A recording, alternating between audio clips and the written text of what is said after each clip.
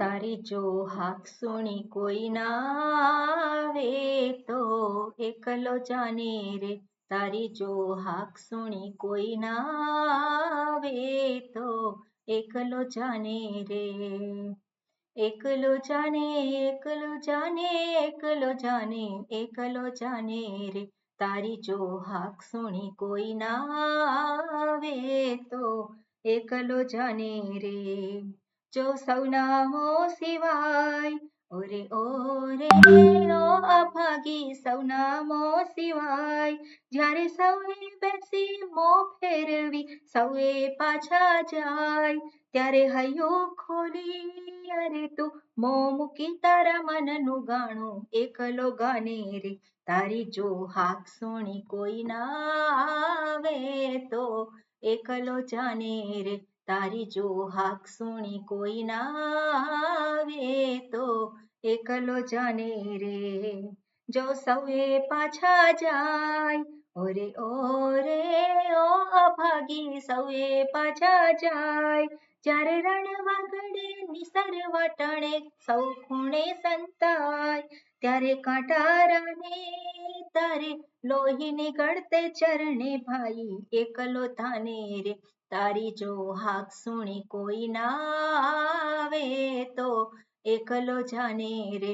તારી જો હાક સુણી કોઈ ના આવે તો એકલો જાને રે. જ્યારે દીવો ન ધરે કોઈ ઓરે ઓરે ઓ અભાગી દીવો ન ધરે કોઈ. જ્યારે ખનખોર તુફાની રાતે 12 વાસે તને જોઈ. ત્યારે આભની વીજે તું સળગી જઈ સૌનો દીવો એકલો થાને રે. તારી જો હાક સુણી કોઈ ના આવે તો એકલો જાને રે. તારી જો હાક સુણી કોઈ ના આવે તો એકલો જાને રે. એકલો જાને એકલો જાને એકલો જાને એકલો જાને રે.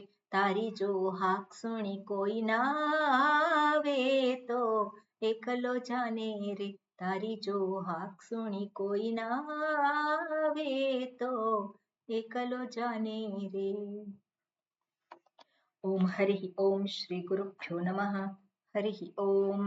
ઓમ સહનાવવતુ સહનૌ ભુનક્તુ સહ વીર્યં કરવાવહૈ તેજસ્વિનાવધીતમસ્તુ મા વિદ્વિષાવહૈ. ઓમ શાંતિ શાંતિ શાંતિ. શંકરં શંકરાચાર્યં કેશવં બાદરાયણં सूत्रभाष्यकृतौ वन्दे भगवन्तौ पुनः पुनः. ईश्वरो गुरुरात्मेति मूर्तिभेदविभागिने व्योमवद्व्याप्तदेहाय दक्षिणामूर्तये नमः. दयाकरं दयाकारं दान्तं धर्मप्रवर्तकं प्रणमामि दयानन्दं मदाचार्यवरं परम्.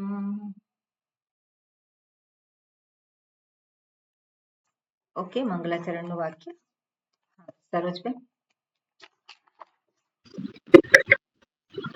ઓમ નમો ભગવતે વૈવસ્વતાય મૃત્યુવે બ્રહ્મ વિદ્યાચાર્યાય. સુધાર્યું તું યાદ છે?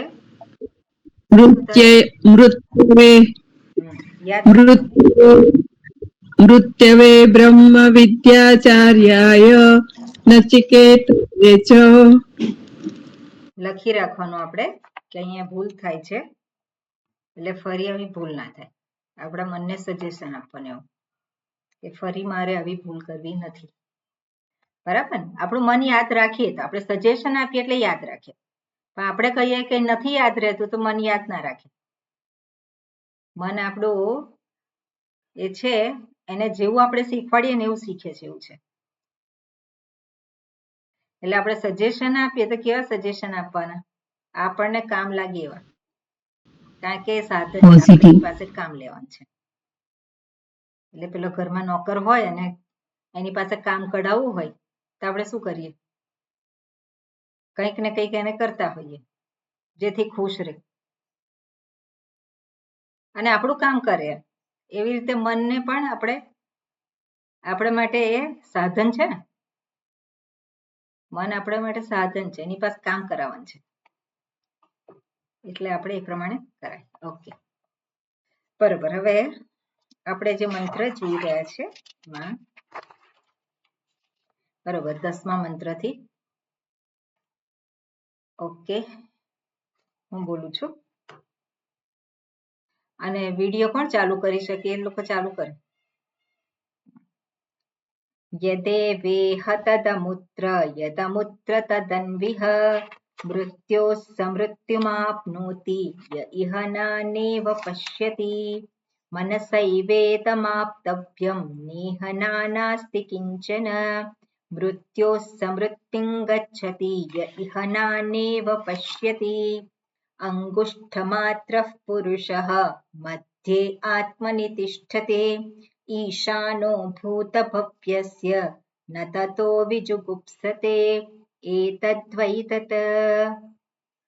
બરોબર.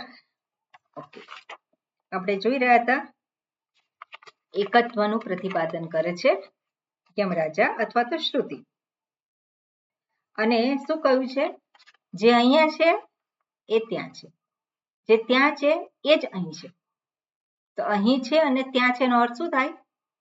અહીં છે એટલે શું છે? અહીં એટલે ક્યાં? એટલે મારામાં જે આત્મા છે એ જ બધે જ છે. એટલે અહીં એટલે શું? આ જેને હું કહું છું ત્યાં. જે અહીં છે અનુભવ સિદ્ધ હું, એ જ ત્યાં છે. અને ત્યાં એટલે કોણ? ત્યાં એટલે કોણ? જગત, બ્રહ્મ, ઈશ્વર. ઈશ્વર. તે એટલે ઈશ્વર. હંમેશા યાદ રાખવાનું. જ્યારે હું અને તેની વાત કરે ત્યારે બ્રહ્મ કે જગત ના આવે. કોણ આવે?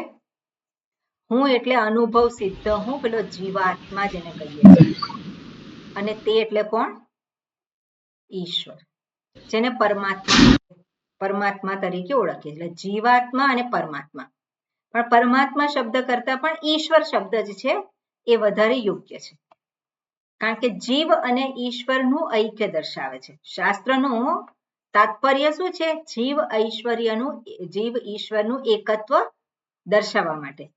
અને એ જ વસ્તુ અહીંયા દર્શાવી છે. જે અહીં છે એ ત્યાં છે, જે ત્યાં છે એ અહીં છે. હવે જે અહીં છે એ ત્યાં છે, તો જેને જીવ કહેવામાં આવે છે એને ઈશ્વર કહેવાય? જેને જીવ જે છે એને ઈશ્વર કહેવાય નહીં. જે જીવ છે એને ઈશ્વર કહેવાય નહીં. જે ઈશ્વર છે એને જીવ કહેવાય? પણ જેને જીવ કહેવામાં આવે છે એને ઈશ્વર. જેને જીવ કહેવામાં આવે છે, કોને જીવ કહેવામાં આવે છે? જીવ કોને કહેવામાં આવે છે? જેને જીવ કહેવા. જે જીવ છે એવું નહીં, જેને જીવ કહેવામાં આવે છે, જેને જીવ એવું નામ પ્રાપ્ત થયું છે. મન, ઇન્દ્રિય, બુદ્ધિ, અહંકાર વાળો એ જીવ. હા, અહંકારને કારણે. અહંકાર કેમ છે? અજ્ઞાન છે, સ્વરૂપનું અજ્ઞાન છે, અને એટલે માટે અહંકાર ઉભો થયો છે. એટલે અહંકારને કાર મળી. એટલે શું છે? અહંકારને કાર મળી એટલે અહમને, જે શુદ્ધ અહમ છે એને શું થયું? મન, ઇન્દ્રિયો અને એને કાર્ય મળ્યું. એ ઇન્દ્રિયોથી એને કાર મળી એટલે શું છે? વાહન મળ્યું. એટલે ગઈ વખતે જે આપણે વાત કરી હતી એ વસ્તુને યાદ રાખવાની. એટલે વિષય રૂપી સાધનો મળ્યા એને. બરોબર છે. પણ પેલો જીવ બન્યો, ગઈ વખતે લાંબી ચર્ચા કરી. જીવ બન્યો કેવી રીતે બન્યો છે? જીવ પેલો કહેવાયો એના પેલા અહંકાર મળી એટલે અજ્ઞાનને કારણે શું? અજ્ઞાનને કારણે તમે લોકો વાંચો ને, અજ્ઞાનને કારણે ક્લાસમાં સીધા આવો. શરીર આદિને હું ગણે છે. એટલે આ વસ્તુ આપણે મનમાં ઠસાઈ દેવાની. અમુક વસ્તુ મનમાં ઠસાઈ દેવાની. પછી ત્યાંથી આપણે આગળ વિચાર કરતા થઈએ. જો અમુક વસ્તુ આપણે મનમાં ક્લિયર ના હોય તો આપણે ત્યાંના ત્યાં જ રહીએ. એટલે જીવ ઊભો થયો છે, જીવ પ્રગટ થયો છે. ખરેખર જીવ જેવું છે ખરું કંઈ? ગઈ વખત આપણે ચર્ચા કરી, ખરેખર જીવ એવો છે નહીં, પણ જીવ ઊભો થયો છે. જીવ જેને કહેવામાં આવે છે કેવો છે? અનુભવ સિદ્ધ છે, વ્યવહાર કરે છે, પણ ખરેખર જીવ જે છે એવું કંઈ છે નહીં. કેમ? કારણ કે એની ઉત્પત્તિ જે છે અજ્ઞાન અને અજ્ઞાનને કારણે શરીર આદિમાં હું સ્થાપિત કર્યો, અભિમાન કર્યું. એને શું થયું? અભિમાન કર્યું. આ પણ તમે યાદ રાખો તો ચાલે. અજ્ઞાન ને અજ્ઞાનને કારણે શરીરની જોડે તાદાત્મ્ય અથવા તો અભિમાન. અભિમાન શબ્દ સરસ છે. અભિમાન એટલે શું છે? મી ધાતુ પરથી મી માપવું, એના પછી માન શબ્દ બન્યો. અને અભિ એટલે સારી રીતે માપે છે. તો પેલા શુદ્ધાત્મા જે હું ખરેખર જે છે એને પોતાને માપી લીધું. કેટલો માપ્યો? શરીર, ઇન્દ્રિય, મન, બુદ્ધિ જેટલો. મન બુદ્ધિ જેટલો. એટલે સ્વરૂપને નથી જાણતો, એટલે એને અભિમાન કર્યું. અભિમાન કર્યું એટલે શું છે? પોતાને માપી લીધો. શરીર આદિ જેટલો માપી લીધો. આપણે એને કહીએ છીએ તાદાત્મ્ય કર્યું. એને શું કહીએ છીએ? તાદાત્મ્ય કર્યું. અને એમાંથી જીવ ઉત્પન્ન થયો છે. એટલે ખરેખર જીવ એનું કોઈ અસ્તિત્વ નથી, પણ છે ખરો, અનુભવ સિદ્ધ છે, વ્યવહાર યોગ્ય છે. અને એ જે જીવ જેને કહેવામાં આવે છે, જીવ એનું નામ પડ્યું છે. અને જીવ એવું નામ પડ્યું છે કેમ? કારણ કે આ શરીર જોડે તાદાત્મ્ય કર્યું અને પોતાને કોણ ગણે છે? શરીરના ધર્મો વાળો ગણે છે. શરીરના ધર્મ કયા છે? શરીરના ધર્મો જાયતે, અસ્તિ, વર્ધતે, વિપરિણમતે. એની અવસ્થા છે. ધર્મો બીજા કયા કહેવાય? બોલો બોલો બોલો. આપણે સાથે વિચાર કરીએ છીએ. ક્લાસ છે એટલે વિચાર કરીએ છીએ. કયા ધર્મો કહેવાય શરીરના બીજા? લાંબો ટૂંકો જાડો, લાંબો ટૂંકો પાતળો, સ્વસ્થ અસ્વસ્થ છે કે નહીં બધા? તો એ બધા એના ધર્મો છે, એને પોતાના ગણે છે. એટલે હું સ્વસ્થ, હું અસ્વસ્થ. એટલે આ રીતે શરીર, ઇન્દ્રિય, મન, બુદ્ધિ, પ્રાણ બધાના ધર્મો કોના બની ગયા? હુંના. અને એને જ જીવ કહેવામાં આવે છે. બરાબર ને? જીવ કોને કહેવામાં આવે છે? એ જ જીવ છે જે અનુભવ સિદ્ધ કહીએ છે, જે વ્યવહાર કરે છે. એટલે આપણે જોઈએ કે જેને જીવ કહેવામાં આવે છે એ કોણ છે? એ તો શુદ્ધ સ્વરૂપે છે, જેને જીવ કહેવાય નહીં. જેને જીવ કહેવામાં આવે છે, કોને જીવ કહેવામાં આવે છે? હુંને. હું જ જીવ રૂપે પ્રગટ થયો છે. તો જેને જીવ રૂપે કહેવામાં આવે છે પોતે જીવ છે કે નથી?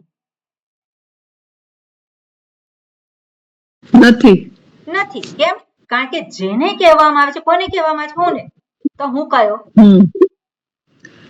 હું તો શુદ્ધ સ્વરૂપ. શુદ્ધ સ્વરૂપ. શુદ્ધ સ્વરૂપે હું છું, એને જ જીવ તરીકે કહેવામાં આવે છે. અને એટલે જેને જીવ કહેવામાં આવે છે એ ઈશ્વર છે. જેને ઈશ્વર કહેવામાં આવે છે એ જીવ છે. આપણે જ્યારે કહીએ કે જેને જીવ કહેવામાં આવે છે, કોણ? શુદ્ધાત્મા. તો શુદ્ધાત્મા તરીકે આપણે જોઈએ તો ઈશ્વર કહેવાય કે નહીં? શુદ્ધાત્મા તો ઈશ્વરનું પણ સ્વરૂપ છે.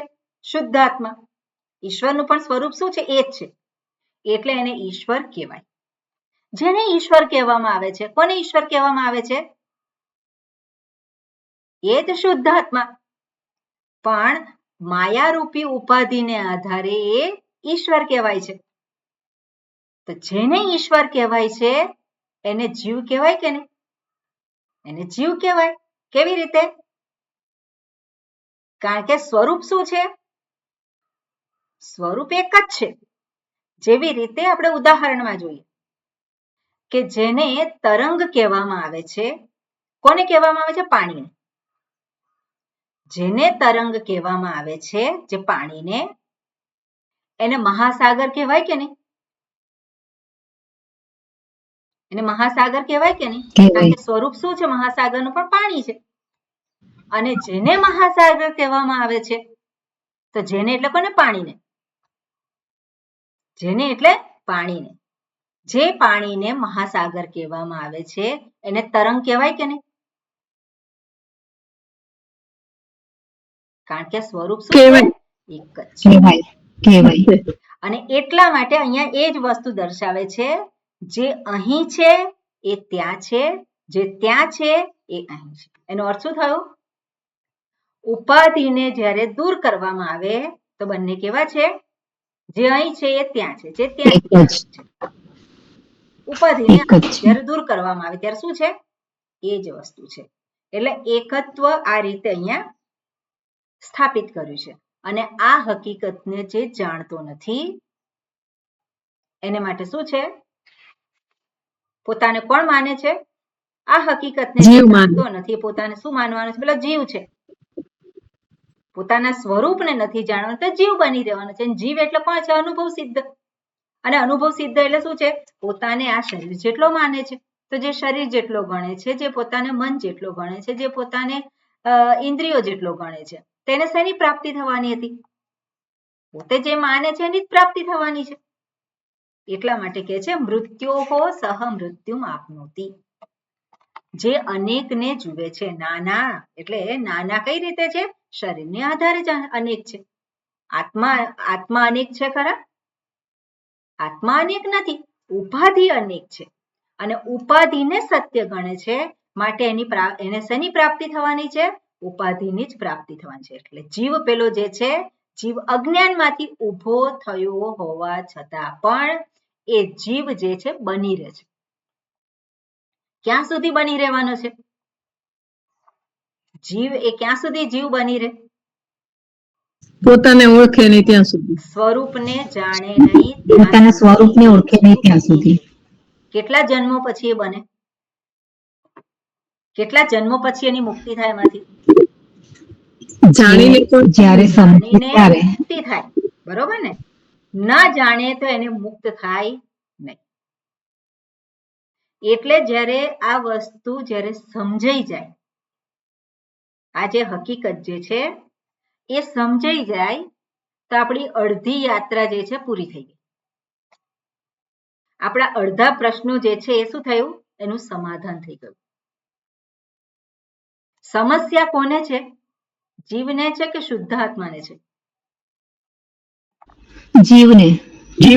જીવને છે. હવે જીવ છે ખરો? હું જીવ છું? હું જીવ છું જ નહીં. તો સમસ્યા જીવને છે. અને એ જીવ જે છે અનુભવ સિદ્ધ જે જીવ છે એને સત્ય ગણી લે છે. ત્યારે સમસ્યાઓ છે કે નહીં? અનુભવ સિદ્ધ જે પેલો જીવ એને સત્ય ગણી લીધું એટલે સમસ્યાઓ બધી કેવી થઈ ગઈ? સત્ય થઈ ગઈ. પણ જો અનુભવ સિદ્ધ એવો જીવ જે છે એને એ સમસ્યાઓ જે છે એ સમસ્યાઓ એ રહે કે જતી રહે?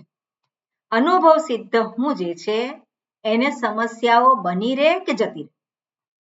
જતી રહે છે ને. અનુભવ સિદ્ધ નથી. કેવી રીતે જતી રહે છે? રહે જ નહીં, એને કઈ ફેર જ નથી પડતો. હોય તો પણ, ના હોય તો. એટલે હોય તો પણ, સરસ, આ સ્ટેટમેન્ટ બરોબર છે. સમસ્યા આ જીવને હોય તો પણ અથવા ન હોય તો પણ હુંને કઈ ફરક પડતો નથી. બરાબર? સ્વરૂપને જાણ્યું પછી હું જે છે કોણ છે? આ બધી જ ઉપાધિઓથી મુક્ત છું. હું જીવ છું જ નહીં અને સમસ્યા જીવને જ છે. પછી એ જીવ જે છે જાણ્યા પછી પણ શરીર બની રહે છે. જાણ્યા પછી પણ શરીર તો બની રહે છે. અને શરીર બની રહે છે તો શરીરને ચલાવવા માટે પેલો હું પણ ત્યાં છે જ. અનુભવ સિદ્ધ હું છું કે નહીં? પેલો જીવ તો પાછો બની રહે છે પણ એને સત્યતા નથી. એટલે વ્યવહારિક જે આપણે જીવ કહીએ છીએ, જીવને વ્યવહારિક કયો, એ વ્યવહારિક સમસ્યા હોઈ શકે. પણ ખરેખર હુંને સમસ્યા હોઈ શકે નહીં. હું કેવો છું? સમસ્યાઓથી મુક્ત છું. જીવ જે છે એ અનુભવ સિદ્ધ છે અને એને આ શરીરને જે કઈ તકલીફ થાય તો એમાં કઈ તકલીફ હોય અને દુઃખ હોય તો અનુભવાય કે નહીં? અનુભવ તો થાય પણ એને સત્યતા નથી. અને મોટા ભાગના એટલે 99% સમસ્યા સત્ય ગણવાથી છે. 99% સમસ્યા શેની ઊભી થાય છે? અનુભવને સત્ય ગણવાથી ઊભી થયેલી છે. જેવી રીતે ગઈ વખતે અથવા તો એની પહેલા મેં આ ઉદાહરણ આપેલું છે ને થોડા વખતે કહેતી હોઉં છું કે પેલો વિદ્યાર્થી ગયો હોય પરીક્ષા આપવા, તેની સામે શું છે? વિદ્યાર્થી પરીક્ષા આપવા જાય તો એને શું આપવામાં આવે? પ્રશ્નપત્ર. પ્રશ્નપત્ર. હવે પ્રશ્નપત્રનો ઉત્તર છે કે નહીં? ઉત્તર હોય છે. ધારો કે પ્રશ્ન ખોટો હોય તો એનો જવાબ શું હોય?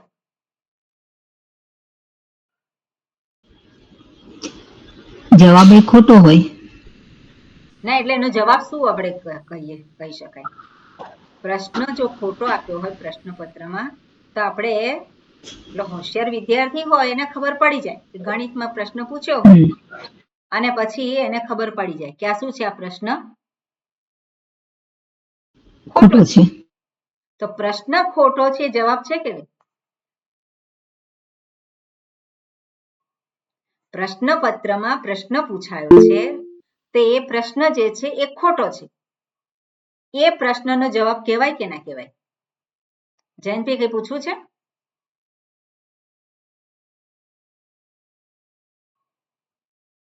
માઇક ચાલુ કરો. માઇક ચાલુ. નહીં, આ જે પ્રશ્ન વાળું છે એ સમાપન થઈ જાય પછી હું કરીશ. બરોબર. એટલે આપણે કહીએ કે જે પ્રશ્ન પૂછ્યો છે એ પ્રશ્ન ખોટો પ્રશ્ન પૂછ્યો હોય તો એનો જવાબ છે કે નહીં? એનો જવાબ છે આ પ્રશ્ન ખોટો છે. અને પ્રશ્નો બધા સાચા હોય તો એનો જવાબ છે કે નહીં? જવાબ તો છે, પણ જેને નથી આવડતું, જેને વાંચ્યું જ નથી તેને માટે પ્રશ્નપત્ર એ પ્રશ્નપત્ર નથી પણ શું છે? એને શું કહેવાય? એને એ કેવી રીતે જોવાનો છે? સમસ્યા. સમસ્યા. એની દ્રષ્ટિ કઈ છે? સમસ્યા છે.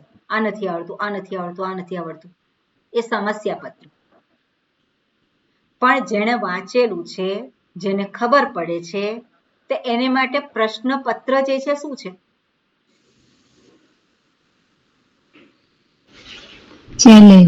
ચેલેન્જ બની જાય અથવા તો એના માટે પ્રશ્નપત્ર એ પ્રશ્નપત્ર છે. બરાબર ને? પ્રશ્નપત્ર એ પ્રશ્નપત્ર છે અને એના જવાબ લખે છે. પણ જેને કઈ તૈયારી જ નથી કરી તેને માટે શું બની જાય છે? સમસ્યા. એ જ રીતે આપણે જોઈએ મારો ફોન છે ને એમાં કઈક ગડબડ થઈ. હા, મારા ફોનમાં કઈક ગડબડ થઈ એટલે બોલાયો હતો. ઓકે. એટલે આપણે જોઈએ કે આ પેલો જે જીવાત્મા જેને કહીએ છે કે અનુભવ સિદ્ધ છે અને જ્યારે પોતાના સ્વરૂપને જાણે છે તો અનુભવ નથી જતો રહેતો કારણ કે શરીર બની રહે છે. અનુભવ શેને આધારે થાય છે? પેલા શુદ્ધાત્માને અનુભવ થાય? અનુભવ કોને થાય છે? જીવાત્માને થાય છે. બરોબર ને? અનુભવ સિદ્ધ હું જ્યારે કહીએ તે કોણ છે? જીવાત્મા છે. એટલે અનુભવ જીવાત્માને થાય છે. કઈ રીતે થાય છે? તો આ શરીર જે છે એમાં જે અનુભવો થાય છે એને પોતાના ગણે છે. જીવાત્મા જે છે એને સમસ્યા કેમ ઊભી થઈ છે? કારણ કે શરીરની જે કઈ સમસ્યાઓ છે એને કોની ગણે છે? પોતાની ગણે છે. પણ જ્યારે જ્ઞાન થાય, જ્યારે સ્વરૂપનું ભાન થાય ત્યારે શું જાણે છે? શરીરમાં ઊભી થતી સમસ્યાઓ, શરીરમાં ઊભી થતી અસ્વસ્થતા એ હુંની છે? હુંની નથી. કોની છે? ઉપાધિની છે. શરીર એ ઉપાધિ છે, ઇન્દ્રિયો એ ઉપાધિ છે, અને ઉપાધિમાં હંમેશા મર્યાદા હોય કે નહીં? ઉપાધિ જે છે, શરીર, ઇન્દ્રિય, મન, બુદ્ધિ ઉપાધિ છે, અને એમાં મર્યાદા હોય કે નહીં? એ હંમેશા મર્યાદિત છે, ક્યારે પૂર્ણ છે? એટલે મર્યાદિત એવું શરીર, ઇન્દ્રિય, મન, બુદ્ધિ જે છે, જે અનુભવ સિદ્ધ છે, એ અનુભવ સિદ્ધ એને સત્યતા આપે ત્યારે એ સત્યતા કોની થઈ ગઈ? હુંની થઈ ગઈ. એ સત્યતા કોની થઈ ગઈ? હુંની થઈ ગઈ. પણ જ્યારે સ્વરૂપને જાણ્યું ત્યારે આ શરીર બની રહે છે. શરીર બની રહે છે એટલે અનુભવ થવાનો છે કે નહીં? શરીર હોય ત્યાં અનુભવ છે કે નહીં? કેમ હોય? કારણ કે શરીર અંતર્ગત સૂક્ષ્મ શરીર છે. આજે સ્થૂળ શરીર અંતર્ગત સૂક્ષ્મ શરીર છે, અને સૂક્ષ્મ શરીર શું કરે છે? વ્યવહાર કરે છે. આજે ચક્ષુરેન્દ્રિય છે એ સામે વસ્તુને જોવાની છે કે નહીં? સામે જે વસ્તુ છે ને જોવાની છે, એટલે વ્યવહાર થાય છે, અનુભવ થાય છે. વ્યવહાર પણ થાય છે, અનુભવ પણ થાય છે, પણ એમાં સત્યતા રહેતી નથી.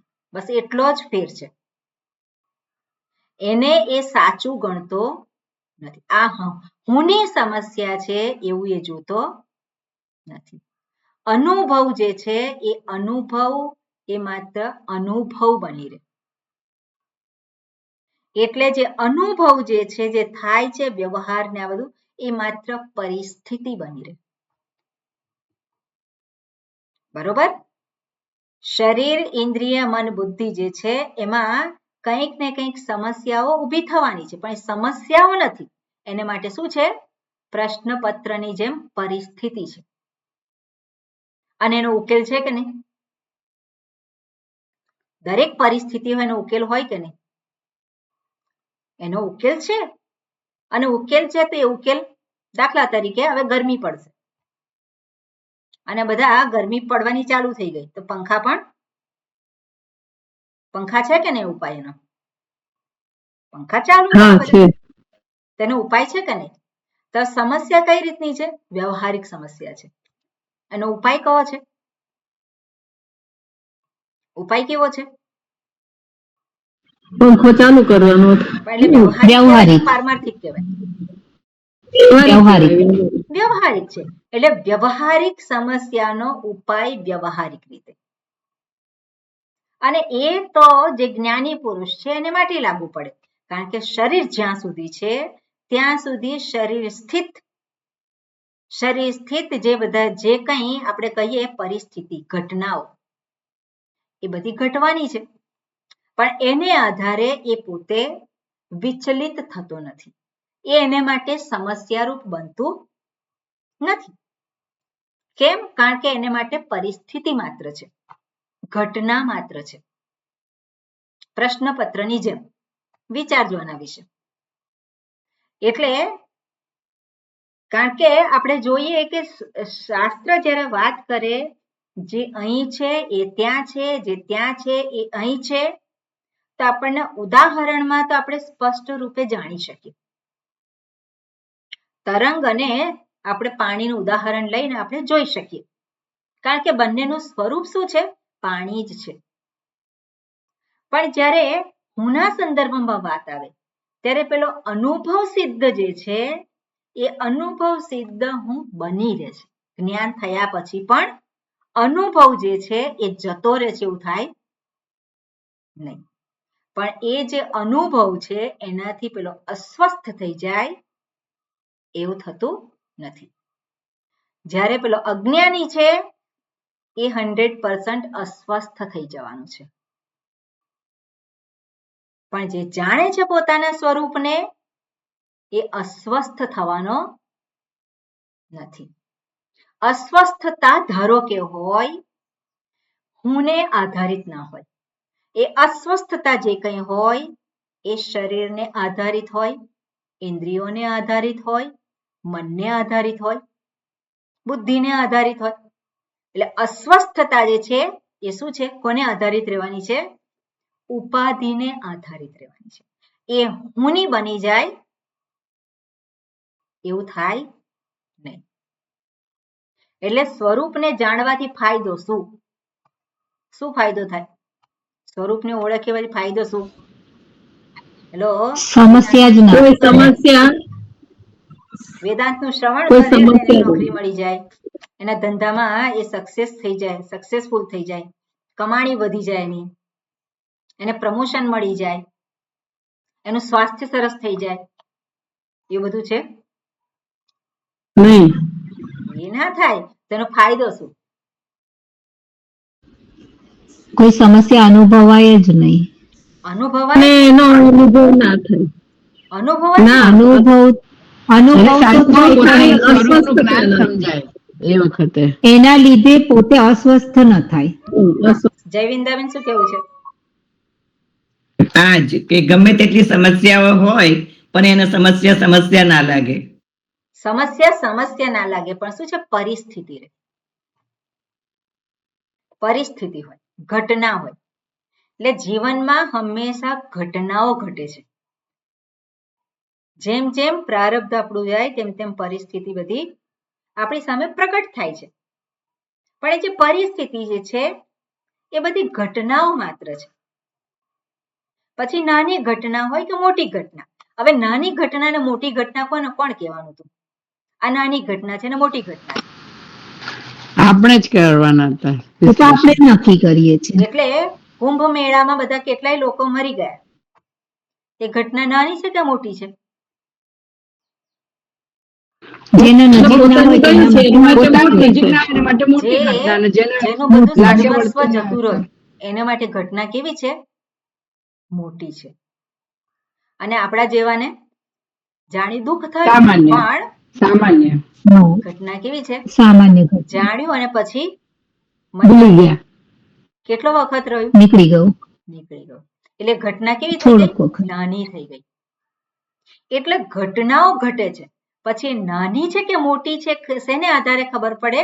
જેટલું મારું તાદાત્મ્ય, જેટલું મારું આત્મીય, આપણે કહીએ ને કે હું પેલો જોડાઈ ગયો. કોની સાથે? અનુભવની સાથે. અનુભવની સાથે. અનુભવ ક્યાં થાય છે? શરીર, ઇન્દ્રિય, મન, બુદ્ધિ. અનુભવનું ક્ષેત્ર છે. અનુભવનું ક્ષેત્ર એ શુદ્ધાત્મા છે કે પછી શરીર વગેરે છે? શરીર વગેરે છે. શરીર વગેરે છે. તો શરીર વગેરે અનુભવનું ક્ષેત્ર. ક્ષેત્ર એટલે શું છે? ખેતર. અને ખેતરમાં શું કરે? પેલો ખેડે. ખેતરમાં પેલો ખેડે અને જેવું વાવે એવું લણે. ખેડે પછી વાવે એવું લણે. એ બધું થાય છે એમાં. પણ એ બધું કેવું છે? અનુભવ છે. બધું કેવું છે? અનુભવ છે. પણ હુંને શું થાય? હુંને કાંઈ થાય નહીં. એટલે અસ્વસ્થ એવો હું જ્યારે કહેતો હોય ત્યારે પણ એ અસ્વસ્થ હું એટલે જીવ. પેલા આની સાથે તાદાત્મ્ય કર્યા વગર અસ્વસ્થ એ કહી શકે. બરાબર ને? આની સાથે તાદાત્મ્ય કર્યા વગર હું અસ્વસ્થ એવું એ કહી શકે નહીં. પણ અસ્વસ્થતા જેને કહેવામાં આવે છે. અસ્વસ્થતા કોની છે? શરીર, ઇન્દ્રિય, મન, બુદ્ધિ. શરીર આદિ. અને એ શરીર આદિ જ્ઞાન થયા પછી જતા રહે કે બની રહે? બની રહે.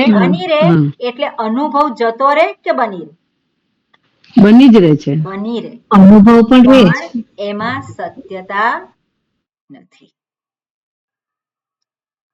હુંને એની સાથે કોઈ કનેક્શન નથી. અનુભવ થાય છે ત્યારે પણ હું કોણ છું?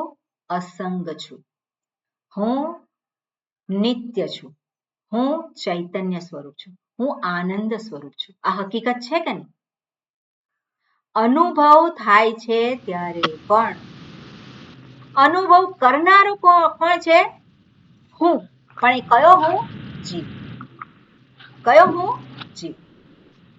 એટલે જેવી રીતે આપણે કહીએ કે જ્યારે મારી સામે રૂપ છે ત્યારે હુંને નામ મળે. શું મળે?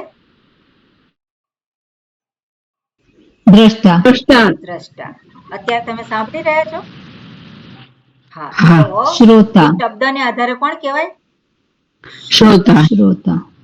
કંઈક કરી રહ્યા હો તો કોઈ કર્તા. ક્રિયા કરી રહ્યા હોય કરતા. કરતા.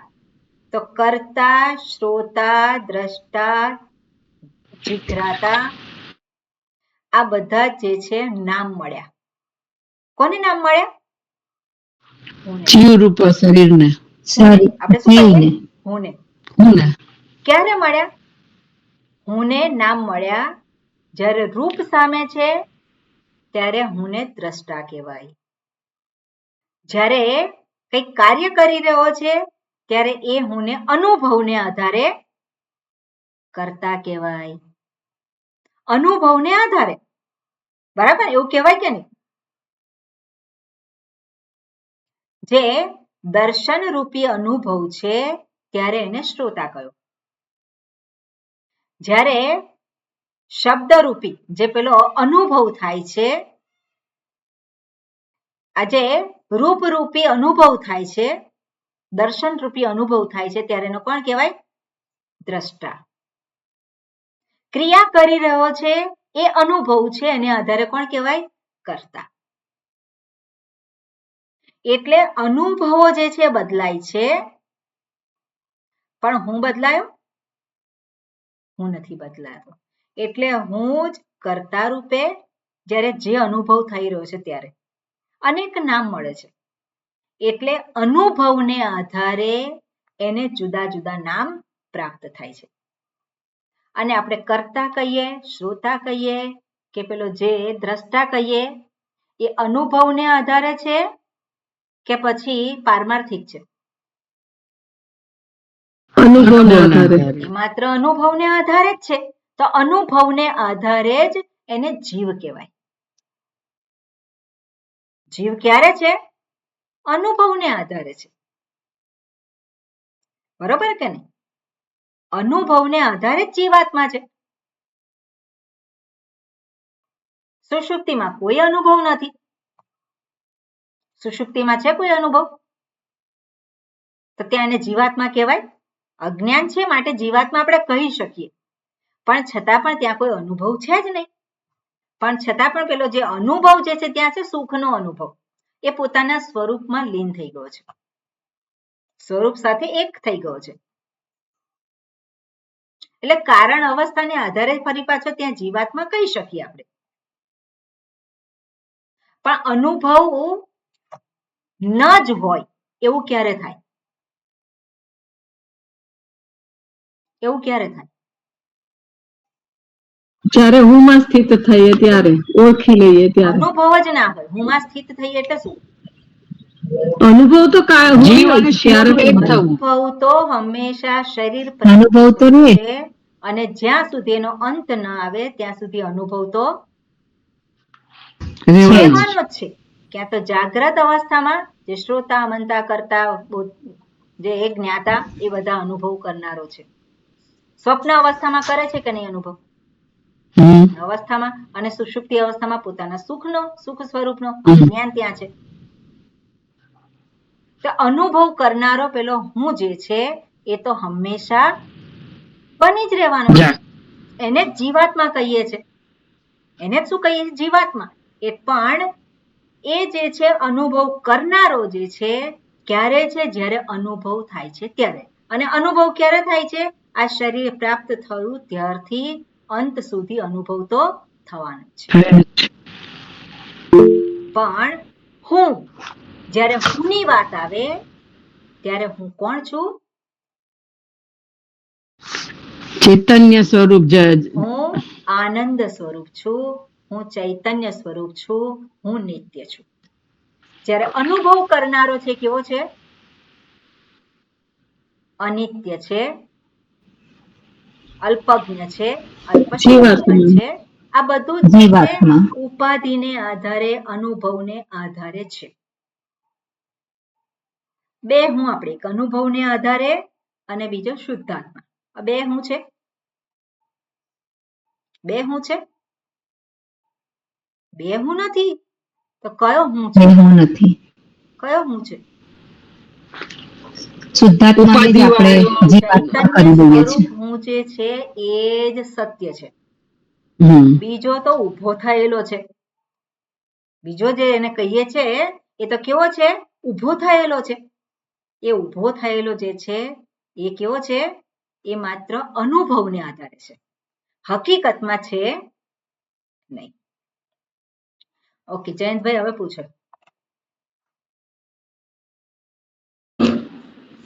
આ જે આપણે જે વાતચીત થાય છે એમાં મને એક નાનો પ્રશ્ન ઊભો થાય છે કે નાનત્વ એટલે નાને એવો શબ્દ વાપર્યો છે. એટલે નાનત્વ અને પછી જે મૃત્યુની આવન જાવનનો જે અનુભવ એ જે શુદ્ધાત્માની પ્રાપ્તિ નથી થતી એને થાય છે. પણ ઘણી વખત એવી અવસ્થા આવતી હોય છે કે જે નથી અનુભવમાં, નથી વ્યવહારમાં કે નથી શુદ્ધાત્મામાં, એવી એક પ્રકારની જે આપણે સ્પેસ કહીએ ને એવી ઊભી થાય. હવે એ જે વચ્ચેનું અંતર છે જે આપણે શાસ્ત્રો વાત કરે છે, એ જે વચ્ચેનું અંતર જે છે એ ખરેખર શું હશે? એ નથી જાગ્રત, નથી સ્વપ્ન અવસ્થા, નથી સુષુપ્તિ, તેમ છતાંય પણ એવી ઘણી ક્ષણો અનુભવાય છે કે જયારે તમે કહી શકાય જી તંદ્રા એવી અવસ્થા કહી શકાય? તંદ્રા? ના ના, તંદ્રા પણ નહીં. ઓકે, એને એવું કહી શકે કોમામાં ગયો વ્યક્તિ? ના, જાગ્રત અવસ્થામાં જ તે આવું બધું તમને ફીલ થાય. એ જાગ્રત અવસ્થામાં જે કઈ અનુભવો થાય છે નહીં, એ અનુભવ જ થતો નથી. You are experience less. તમે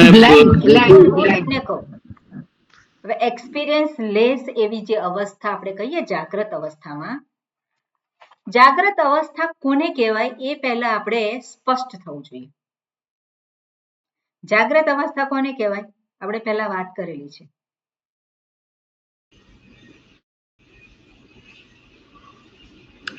જાગ્રત અવસ્થામાં હું જે કામ કરું છું એનું મને ભાન રહે. જાગ્રત અવસ્થા હું જે કાર્ય કરું છું, દુષ્યંતભાઈ, શરીર, મન, બુદ્ધિ બધું કાર્યરત હોય ને જગત સાથે વ્યવહાર થતો હોય ત્યારે. બરોબર. જ્યારે આ જે ઇન્દ્રિયો જગતના વિષયોની સાથે વ્યવહાર કરતી હોય એને કહેવાય જાગ્રત અવસ્થા. બરોબર જયંતભાઈ? જાગ્રત અવસ્થા કોને કહેવાય? જ્યારે આ ઇન્દ્રિયો જે છે એ જગત સાથે વ્યવહાર કરતી હોય એને જાગ્રત અવસ્થા કહેવાય. બીજી જે અવસ્થા છે અનુભવને આધારે છે, જેને આપણે સ્વપ્ન અવસ્થા કહીએ છીએ. તો સ્વપ્ન અવસ્થા અનુભવિક છે, વ્યવહારિક એને કહેવાય નહીં. ડેફિનેશનને આધારે જોવા જઈએ તો જાગ્રત અવસ્થા એટલે શું છે? ઇન્દ્રિયોનો જગતના વિષયો સાથે વ્યવહાર થાય છે. અત્યારે કઈ અવસ્થા છે તમારી મારી? શ્રોતા વક્તાની. એ કઈ અવસ્થા કહેવાય? જાગ્રત અવસ્થા. જાગ્રત અવસ્થા. એટલે એ અવસ્થા જાગ્રત કહેવાય. પણ જ્યારે આ જે જાગ્રત અવસ્થા નથી એનું આ રીતે જાગ્રત અવસ્થાનું આપણને દર્શાવે છે કે આને જાગ્રત અવસ્થા કહેવાય. બીજી અવસ્થા જે છે ને સ્વપ્ન કહીએ છીએ. તો સ્વપ્ન પહેલા આ જુદો જુદો એનો ડિફરન્સ જાણીએ કે સ્વપ્ન અવસ્થા એટલે શું? જેમાં આ ઇન્દ્રિયોથી જગત સાથે વ્યવહાર થતો થાય છે? ના ના. આ જે મને ઇન્દ્રિયો આપી છે અને મારી સામે જગત છે, વિષયો છે, એનો વ્યવહાર થાય છે જયંતભાઈ? ના, એની સાથે વ્યવહાર નથી થતો. પણ એની સાથે વ્યવહાર નથી થતો. બરોબર. સ્વપ્ન અવસ્થામાં બીજું શું થાય છે? પણ એટલે શું? એ જે અવસ્થા છે એ માત્ર મનની પરિસ્થિતિને ફોલો કરતી હોય કોઈક વખત અજાણપણે. જે શરીર મન ઇન્દ્રિય જે જ્યારે આપણે એવું માનતા હોઈએ છીએ કે શાંત છે, પણ એ ઘણી વખત એવું મને ફીલ થાય છે કે એ ખરેખર તો કઈ જે વસ્તુ શાંત હોતી જ નથી.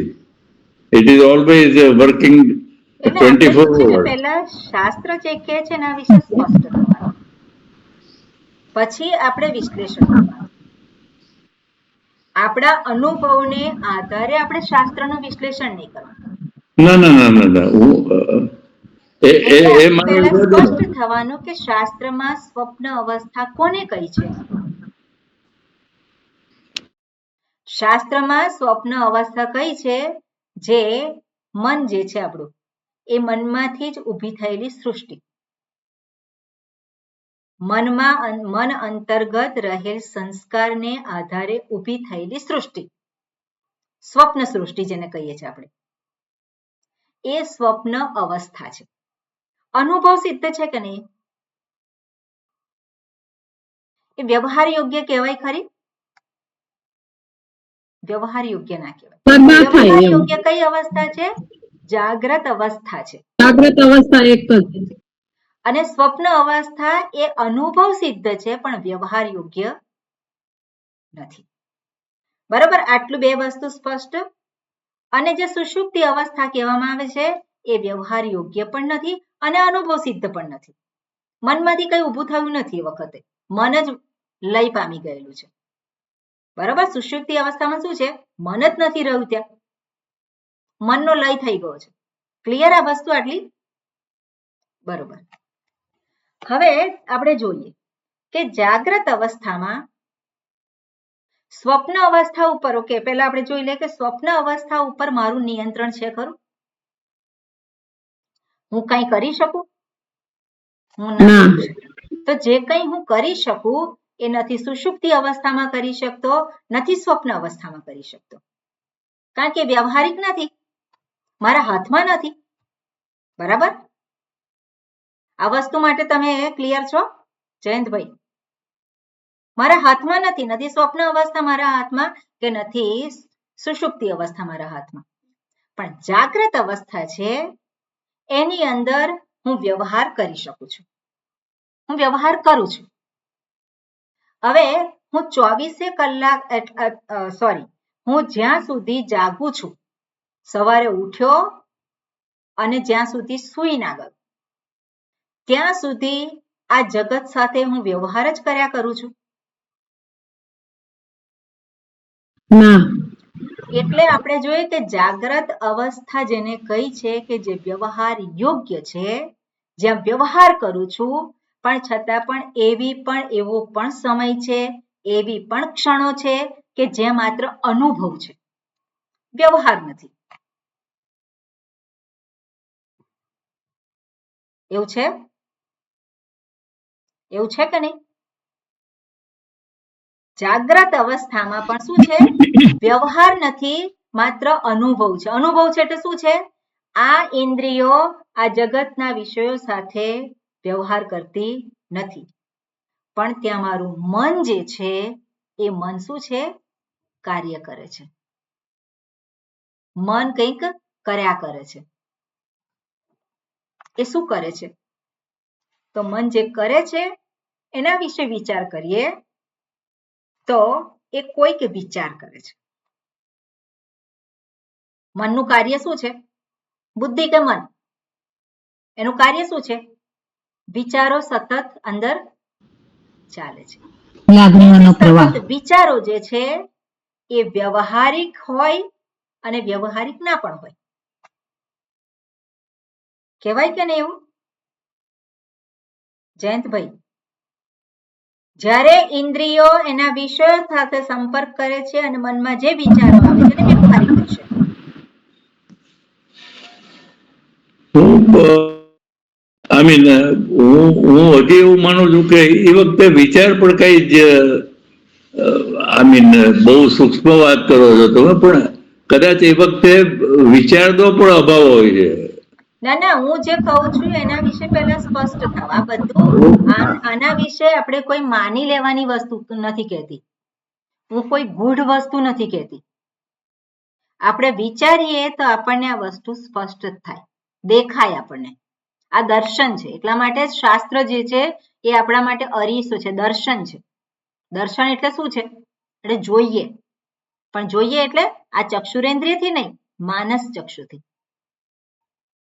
એટલે જેને જાગ્રત અવસ્થા જે વાત કરે છે એ જાગ્રત અવસ્થા જે વ્યવહાર કહીએ છીએ.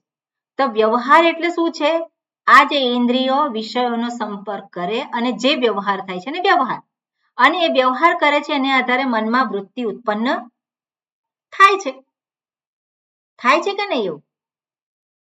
એટલે વ્યવહારિક વૃત્તિ, જ્યારે વ્યવહાર થતો હોય એને આધારે વૃત્તિ ઉત્પન્ન થાય.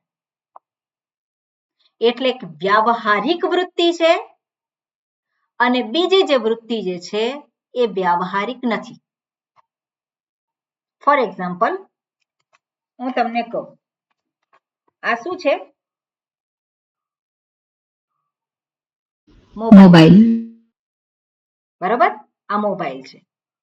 હવે આ જે મોબાઈલ જે છે, તો મારી સામે શું દેખાય છે? મને ચક્ષુરેન્દ્રિયથી આ વસ્તુ દેખાય છે. મેં જોયું કે નહીં?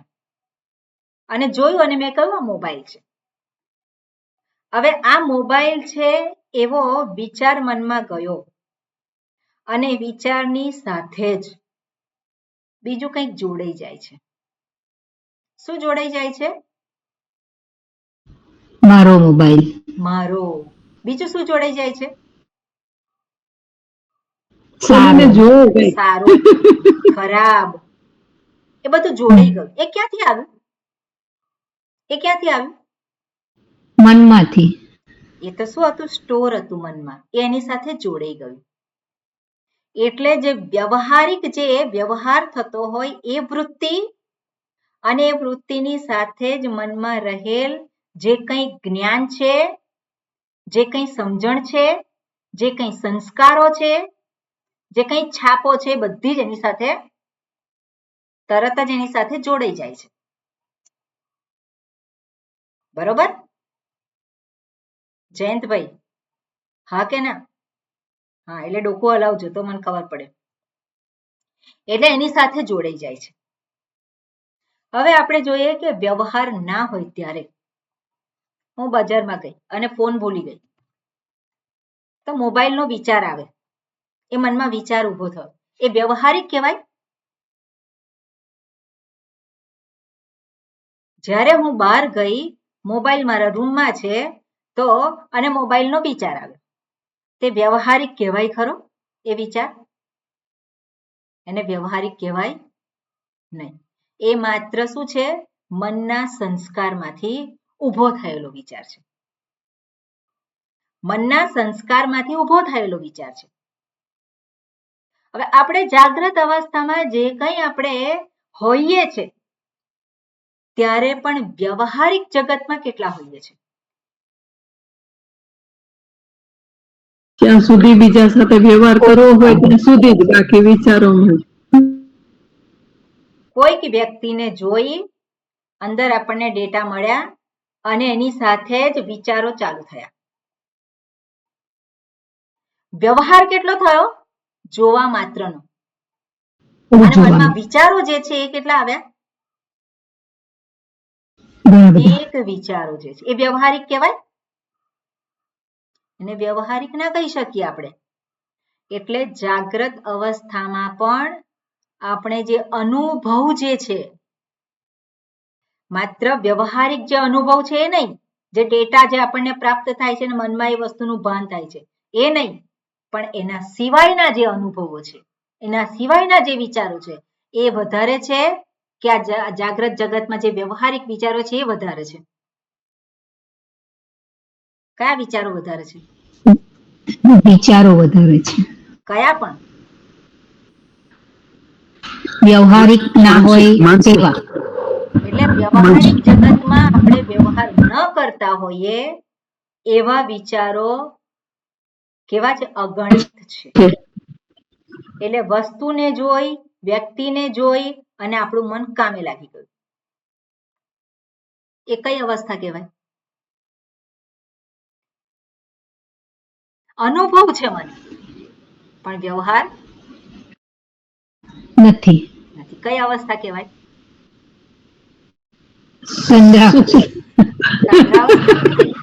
તંદ્રાવસ્થા તો ના કહેવાય. પેલું એ થાય કઈ અવસ્થા કહેવાય?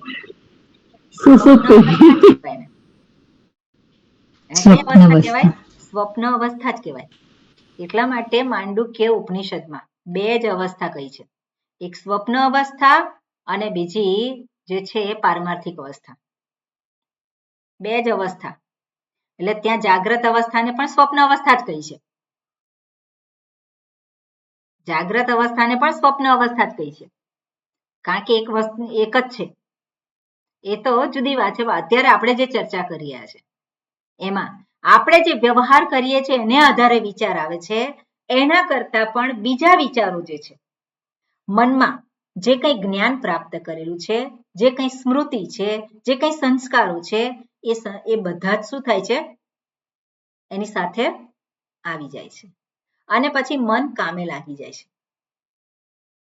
એટલે એ જે અનુભવ છે માત્ર, પણ વ્યવહારિકતા ત્યાં નથી. વ્યવહાર માત્ર થોડોક છે. એટલા માટે આપણે જોઈએ કે જ્ઞાની પુરુષ જે છે એ વ્યવહારિક જગતમાં રહે છે. જ્ઞાની પુરુષ વ્યવહારિક જગતમાં રહે છે વધારે, પણ એ જે અનુભવિક જે છે, એ અનુભવિક જે અવસ્થા છે એ એને માટે કેવી છે? એ એટલી બધી નથી, ઇમ્પેક્ટ નથી કરતી. કેમ?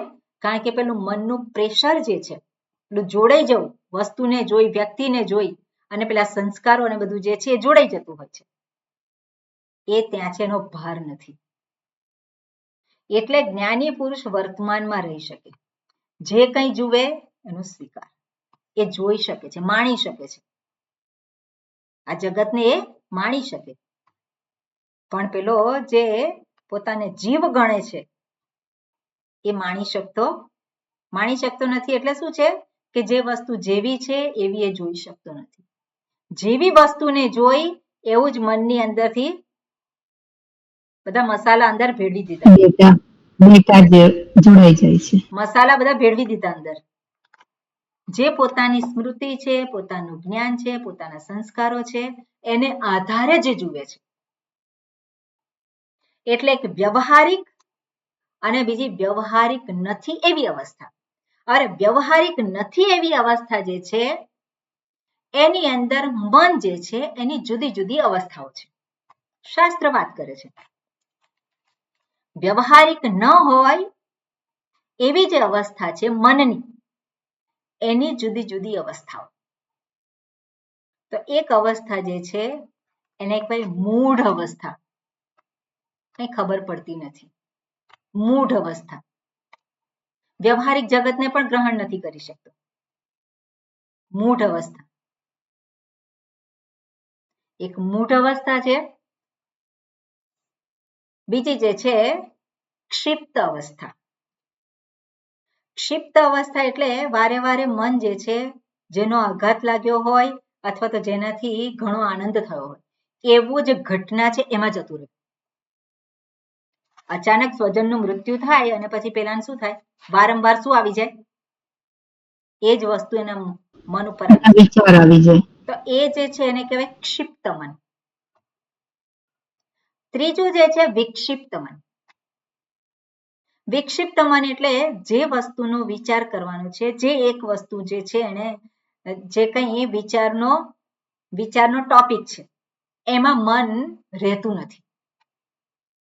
પણ મન શું છે? વારંવાર જતું રહે છે. એને વિક્ષિપ્ત મન કહેવાય. કોઈ કારણ વગર શું છે? મન જતું રહ્યું. એ રહ્યું નહીં, એને વિક્ષિપ્ત કહ્યું. અને ચોથું જે છે મન જે છે એકાગ્ર મન. એકાગ્ર એકાગ્ર મન એટલે કોઈ એક વિષય ઉપર જ્યારે વિચાર કરતો હોય તો ત્યાં રહી શકે. એક જ ટોપિક ઉપર એટલે વિચારના વિષયને ઉપર કેન્દ્રિત કરી શકે, પોતાના મનને ફોકસ કરી શકે. કોન્સન્ટ્રેટ નહીં, પણ ફોકસ. અત્યારે આપણે વિચાર કરીએ છીએ મનનો, તો મન એ ટોપિક છે. તે મનના વિશે જે જાણવા માંગીએ છીએ, જે ટોપિક છે, એની અંદર એ વિચાર કરી શકે. એને શું કહેવાય? એકાગ્ર મન કહેવાય. અને જ્ઞાની પુરુષનું મન દર્શાવે છે નિરુદ્ધ મન બતાવે છે ત્યાં. એટલે મન રહિતની સ્થિતિ. અમન નિરુદ્ધ થઈ ગયું છે એટલે મન જે છે મન રહ્યું નથી, એટલે ત્યાં મનનો નિરોધ થયેલો છે. મનનો નિરોધ થયેલો છે એટલે એનો બાધ થયેલો છે. એને નિરુદ્ધ મન એટલે આપણે એ વસ્તુ તો જ્ઞાની પુરુષની જે સ્થિતિ છે એને આપણે બાજુ પર રાખીએ, નિરુદ્ધ મનને. પણ આપણે જે બીજી જે અવસ્થાઓ જોઈ એમાં મૂઢ અવસ્થા, જેમાં કંઈ ખબર ના પડે, જેમાં કંઈ ખબર પડે નહીં, મૂઢ અવસ્થા. બીજો જે છે ક્ષિપ્ત મન. ક્ષિપ્ત મન એ કેવું છે? કોઈક એક વિષયમાં અટવાઈ ગયું. ત્રીજું છે વિક્ષિપ્ત મન. વારંવાર મન જે છે જતું રહે છે, વિચલિત આપણે કહીએ. અને ચોથું છે એકાગ્ર મન, જે પોતાના સ્વરૂપને ઓળખવા માંગતો હોય એને માટે કયા મનની આવશ્યકતા છે? એકાગ્ર એકાગ્ર મનની આવશ્યકતા. બરાબર ને? એકાગ્ર મન કે જે પોતાના સ્વરૂપના વિશે વિચાર કરી શકે. વિક્ષિપ્ત હોય તો ભાગી જાય, ક્ષિપ્ત હોય તો વારંવાર કોઈક વિષયમાં જતું રહે, મૂઢ હોય તો ત્યાં કંઈ ગ્રહણ થાય નહીં. એટલે વ્યવહારમાં રહેતું નથી મૂઢ મન. મૂઢ મન એટલે શું છે? વ્યવહારિક કોઈ સ્થિતિ નથી કે મન જે છે કંઈ ગ્રહણ કરતું નથી, એને મૂઢ મન કહ્યું. હવે તમે જે મનની વાત કરો છો, કયા મનની વાત કરો છો?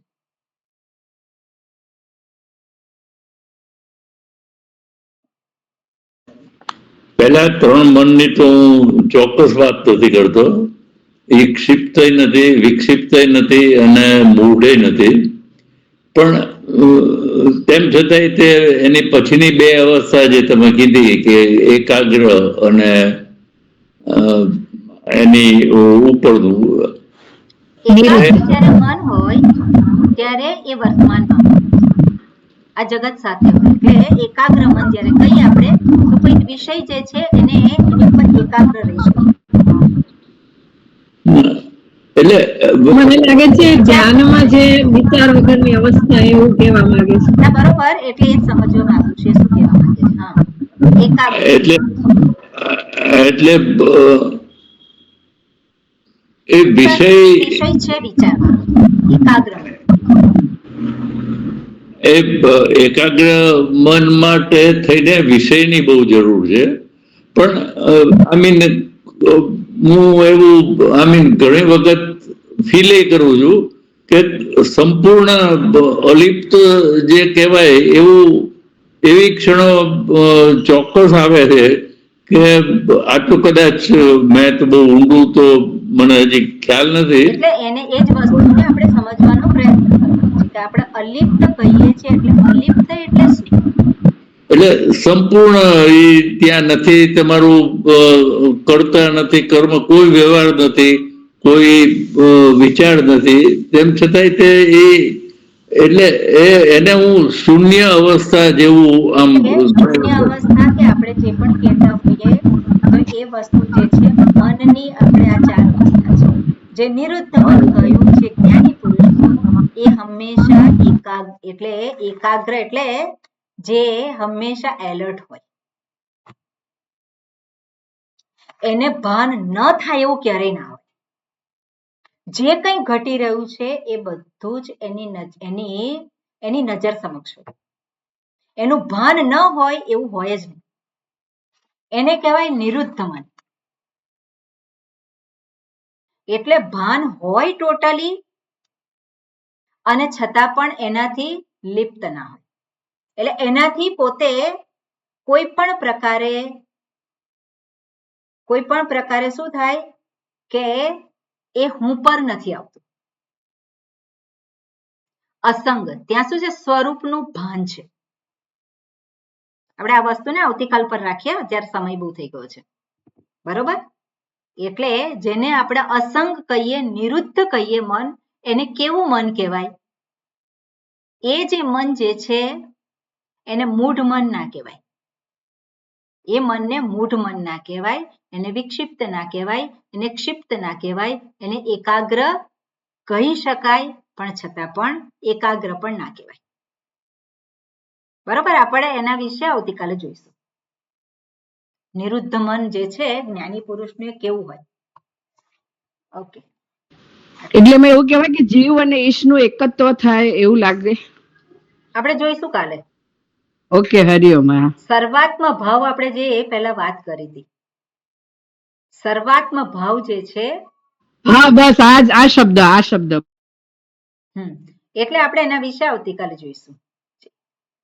ઓમ પૂર્ણમદઃ પૂર્ણમિદં પૂર્ણાત પૂર્ણમુદચ્યતે પૂર્ણસ્ય પૂર્ણમાદાય પૂર્ણમેવાવશિષ્યતે. ઓમ શાંતિ શાંતિ શાંતિ. હરિ ઓમ શ્રી ગુરુભ્યો નમઃ. હરિ ઓમ. હરિઓમ. સરસ છે. હરિઓમ. વિચાર